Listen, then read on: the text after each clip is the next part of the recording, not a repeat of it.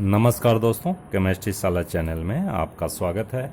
आज का मेरा यह वीडियो कार्बोक्जिलिक एसिड एंड सब topic is acidic behaviour depends on. तो इसके पहले वाले वीडियो में आपने देखा कि acidic behaviour of carboxylic acid. तो फ्रेंड्स, ये बहुत ही ज़रूरी है जानना कि acidic behaviour of carboxylic acid किस पे डिपेंड करता है।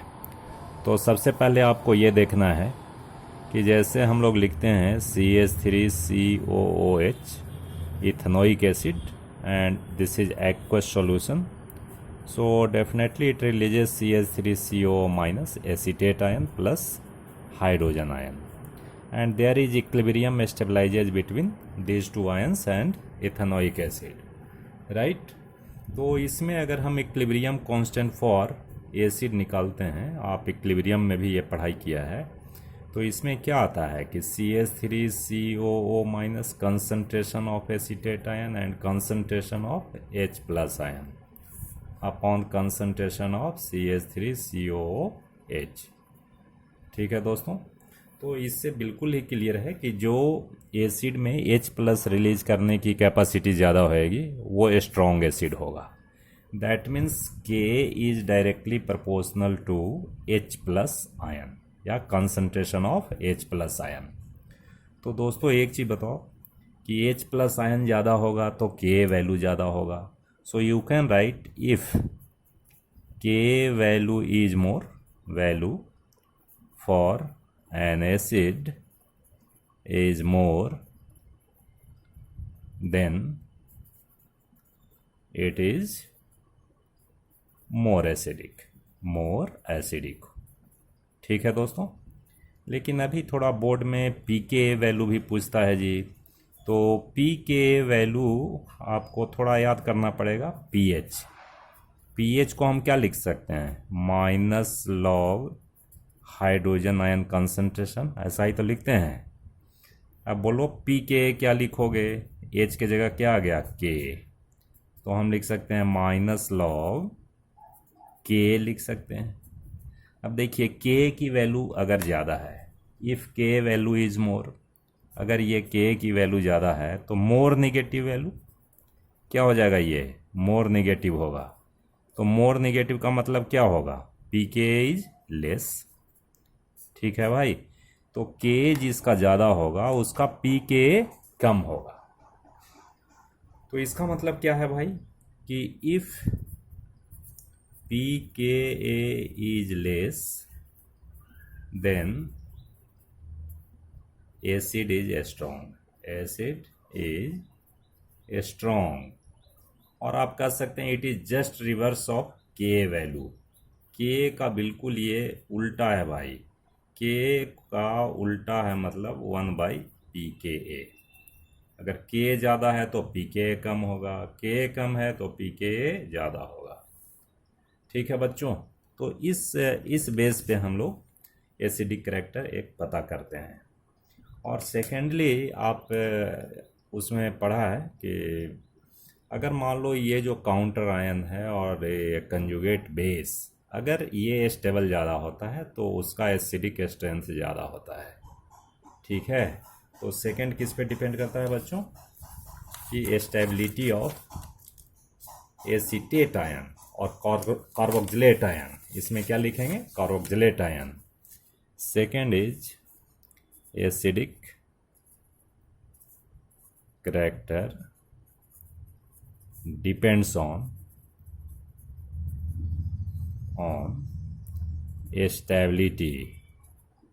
स्टेबिलिटी ऑफ, हम लिख सकते हैं कंजुगेट बेस लिख सकते हैं। और इस केस में हम क्या लिख सकते हैं भाई, इस केस में लिख सकते हैं कार्बोक्जिलेट आयन। ठीक है, तो इसमें देखिए कार्बोक्जिलिक एसिड में क्या है कि कार्बोक्जिलिक एसिड CH3COH, ये जो carboxylate ion CO minus and H plus है, अब इसमें एसिटिक एसिड मैंने लिख दिया, तो ये जो एसीटेट आयन, देखो दो चीज़ लिख सकते हैं, एसीटेट आयन भी लिख सकते हैं और इथानोएट आयन भी लिख सकते हैं, इथानोएट आयन लिख सकते हैं। तो स्टेबिलिटी जो होती है इसकी रेजोनेंस, इसमें रेजोनेंस स्ट्रक्चर होता है, रेजोनेंस हाइब्रिड स्ट्रक्चर, और जितना ही ज़्यादा कैनोनिकल फॉर्म होगा उतना ही ज़्यादा स्टेबल होगा। तो हम लिखते हैं कि CH3COO minus is stable through resonance. किससे है भाई? तो रेजोनेंस से ये स्टेबल है। अब रेजोनेंस स्ट्रक्चर हम बनाते हैं भाई। तो रेजोनेंस स्ट्रक्चर बनाने के लिए बहुत ही आसान चीज़ है। देखो CH3C double bond O minus, यही तो है। अब ये देखिए इसमें ये दीज टू इलेक्ट्रॉन, इसमें 2 इलेक्ट्रॉन है भाई एक्सेप्टेड बाय ऑक्सीजन।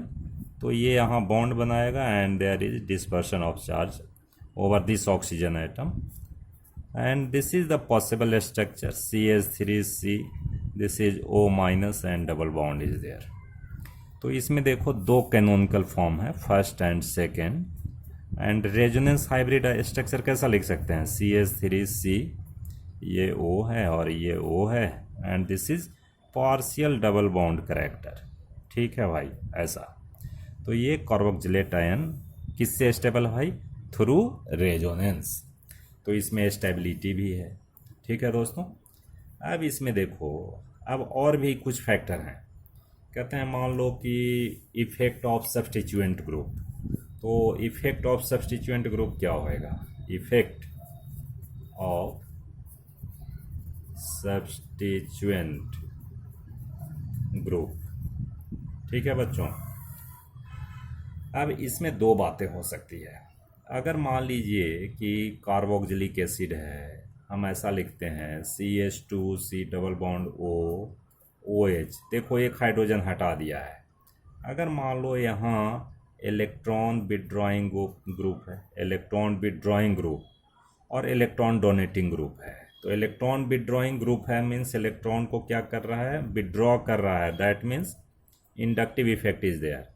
तो क्या होएगा कि ये इंडक्टिव इफेक्ट ये ऑक्सीजन एटम की इलेक्ट्रॉन डेंसिटी डिक्रीज कर देगी, है ना। इलेक्ट्रॉन डेंसिटी जैसे ही डिक्रीज होगा तो ease to release H plus ion increases. ठीक है, 2 बातें हैं यहाँ। इलेक्ट्रॉन डेंसिटी क्या हो रहा है भाई? Electron density decreases at O atom so ease to release H plus ion increases. तो इंक्रीज होगा तो क्या होगा भाई? इंक्रीज होगा तो एसिडिक क्या होगा? एसिडिक बिहेवियर इंक्रीजेज होगा। सो ये मोर एसिडिक हो जाएगा जी, मोर एसिडिक होगा। ठीक है। अगर मान लो कि इलेक्ट्रॉन विथड्रॉइंग ग्रुप अगर लगा हुआ है तो। ठीक है बच्चों। अब इसके बाद देखिए इसका उल्टा आप देखते हैं कि अगर मान लो इलेक्ट्रॉन विथड्रॉइंग नहीं है, अगर मान लीजिए कि इलेक्ट्रॉन डोनेटिंग ग्रुप है जी, इलेक्ट्रॉन डोनेटिंग ग्रुप है। ठीक है। तो इलेक्ट्रॉन डोनेटिंग ग्रुप क्या करेगा भाई? जैसे मान लीजिए CH2 और C डबल बॉन्ड OH, यहाँ है electron donating group, electron donate करने वाला। तो इलेक्ट्रॉन डोनेटिंग ग्रुप क्या करेगा भाई? It increases the electron density at oxygen atom, यहाँ बढ़ जाएगा। तो बताइए ये एक्सेप्ट करेगा electron, but in comparison to that ये H प्लस आयन रिलीज होगा लेस, यानी less tendency to release H plus ion due to increase in charge density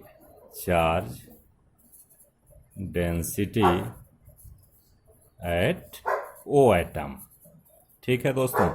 तो ये 2 बातें आपको सीखनी है। कि भाई किससे एसिडिटी बढ़ेगा, किससे नहीं बढ़ेगा। देख अब जैसे एग्जांपल देता हूँ, CH2C डबल बॉन्ड OH, इसमें अगर Cl ग्रुप लगा हुआ है तो Cl क्या है, इलेक्ट्रॉन विड्रॉइंग ग्रुप है, इलेक्ट्रोनिगेटिविटी ज़्यादा है, तो इंडक्टिव इफेक्ट से क्या होगा जी, अल्टीमेटली इलेक्ट्रॉन डेंसिटी यहाँ क्या हो जाएगा, डिक्रीज होगा, यहाँ डिक्रीज हो जाएगा, डिक्रीज इन इलेक्ट्रॉन डेंसिटी। ठीक है, तो एसिडिक करेक्टर ज़्यादा होगा, मोर एसिडिक हो जाएगा, ये मोर एसिडिक। क्वेश्चन आता है कि chloro acetic acid is more acidic then acetic acid. क्या क्वेश्चन आता है भाई, क्वेश्चन आता है chloro acetic acid is more acidic then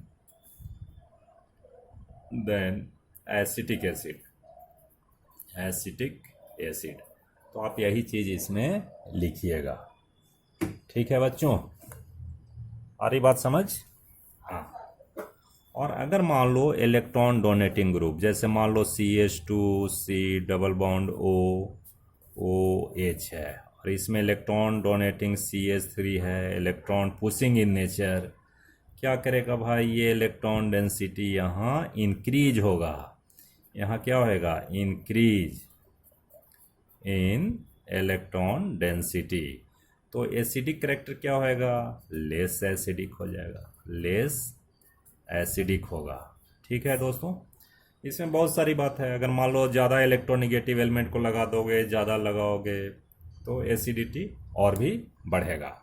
ठीक है दोस्तों, अब देखते हैं एरोमेटिक के केस में। यहाँ देखो दोस्तों, मैंने 3 केसेस लिए हैं। This is your benzoic acid. अब इसमें बेंजोइक एसिड में देखिए, due to presence of C double bond OH group, it's a -R effect. -R effect होता है, तो -R इफेक्ट में क्या होता है जी, कि ये बॉन्ड शिफ्ट होता है और यहाँ ये डबल बॉन्ड बनाता है, बिकॉज इलेक्ट्रोनिगेटिविटी ऑफ ऑक्सीजन। तो एक चीज़ देखो, यहाँ इलेक्ट्रॉन क्या हो रहा है, इलेक्ट्रॉन का सप्लाई हो रहा है, इधर से इलेक्ट्रॉन कहाँ जा रहे हैं, इधर जा रहे हैं, यानी इंडक्टिव इफेक्ट। तो ये ऑक्सीजन एटम पर इलेक्ट्रॉन डेंसिटी क्या होगा भाई, बढ़ जाएगा, इंक्रीज